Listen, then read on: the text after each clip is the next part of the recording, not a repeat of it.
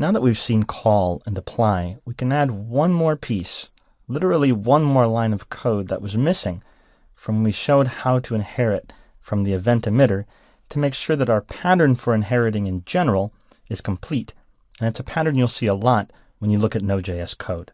All right, I just opened in my app.js file the greeter that we built previously. And you'll remember we pulled util and event emitter, added a property to greeter inside this function constructor, and the important line was util.inherits, which set up the prototype chain so that any objects I created with greeter would also find the prototype on event emitter down its prototype chain, giving all of my greeter objects access to all the methods and properties that all event emitters have access to, like on and emit. So that works great. But there's one scenario that we haven't covered, because inside the function constructor we can add properties and methods directly on to the object being created, as opposed to properties and methods on the prototype. The this keyword is the new object being created whenever I say new and then function constructor. So that's how I add properties and methods. But what if event emitter, or whatever else I'm inheriting from, also adds properties and methods directly to the new object, not necessarily the prototype? That is, a copy is made and put on every single object created, like we're doing here. Well, we're not including those on my new object, and that's a problem. It's an incomplete form of inheritance. So we can fix that up very easily with one line of code. Inside my function constructor, I'll say event emitter dot call this. Now what does that do? Well, event emitter is a function constructor, and so when it's invoked with the new keyword, the this variable points to an empty object and it adds on properties and methods. But I'm overriding what the this keyword is, so I don't need to use the new keyword. All I need to do is say run the function constructor and pass the new object that has already been created. Then inside the event emitter function constructor, I'll have a bunch of properties and methods added if there are any to it. And because this is passed by reference, because it's an object, then I can just keep adding on my own properties and methods to that new object. This is equivalent to what some would call, in other programming languages, the super constructor, meaning the constructor that I'm inheriting from.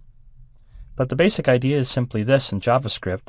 I'm using .call. I could also use .apply in order to give it the new object that I'm working on so that it does its work of adding properties and methods to that new object, so that this keyword inside the event emitter will be the same this inside greeter. Add all of the properties and methods, add my properties and methods. And then the prototype chain is still set up the same way, so there are properties and methods available to all objects that are created from this function constructor. So this one line of code ensures that my object created from this function constructor has everything an object created from an event emitter would have. Just to make absolutely certain that we understand what's happening here, let's look at a slightly simpler example. I've gone ahead and made a new file here, app2.js, and in it I've put a function constructor that creates a person object. So it has two simple properties, first name and last name. And then on the prototype, we have a function called greet. And if I was to make then a new person, what would happen is there would be an empty object at first, which would be the this variable, and then that empty object would get these properties attached to it, and that would be it. But then I could call .greet because it would be on the prototype of that object, down the prototype chain. Now I want to make another function constructor. I called it policeman. And this object has its own special property called badge number. But I also want policeman to have everything that person has access to. So I used util.inherits and said policeman should inherit from person. And now I make a new policeman. and call the greet function. What do you think is going to happen? Well, the greet function is available. But notice that first name and last name are undefined when I called the greet function. It said hello and then undefined, undefined. Why? Because util.inherits just connected the prototypes. It connected what's available to all objects being created from this function constructor. But the part here and here that actually attach properties and methods directly to the new object being created, the problem was this was never run, just this line here. So if I add person.call and then this, what happens is when I create a new policeman, this function is called, and because of the new operator, the this keyword points to an empty object. And then I run person and give that empty object to person, and since I'm using .call, the this keyword will be the same object as the this keyword here. Let's go ahead and attach the debugger to actually watch this happen.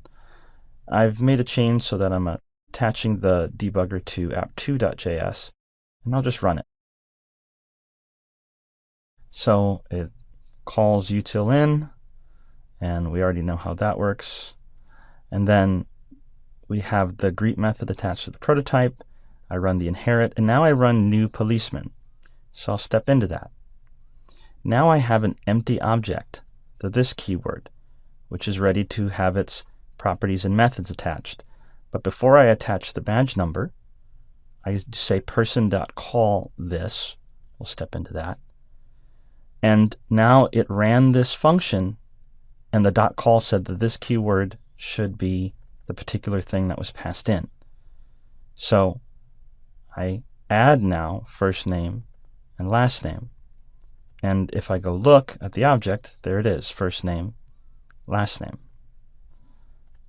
Keeps going. And now this keyword points to an object that already has the first name and last name attached to it. And now we add badge number, the extra property that I wanted for a policeman object. So now officer, if I was to go look at it, officer contains badge number, first name, and last name.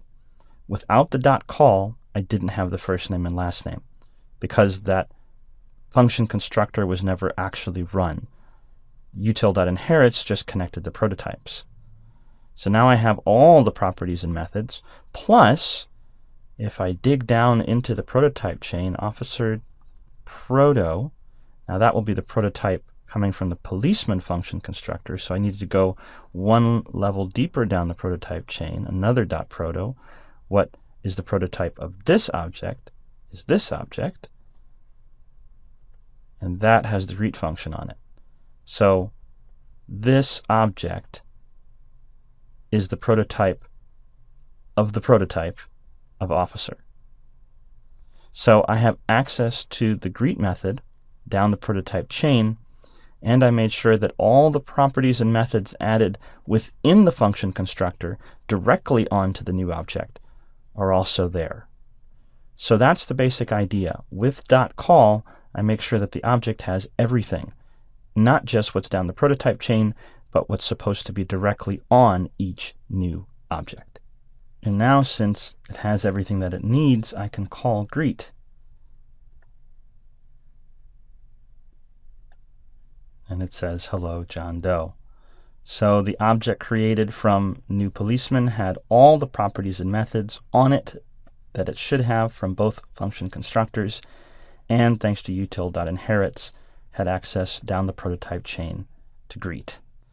All right, so this is a pattern that you see a lot if you're looking at Node.js code, including Node.js source code. However, ES6 adds another way to create objects, and we'll look at that now.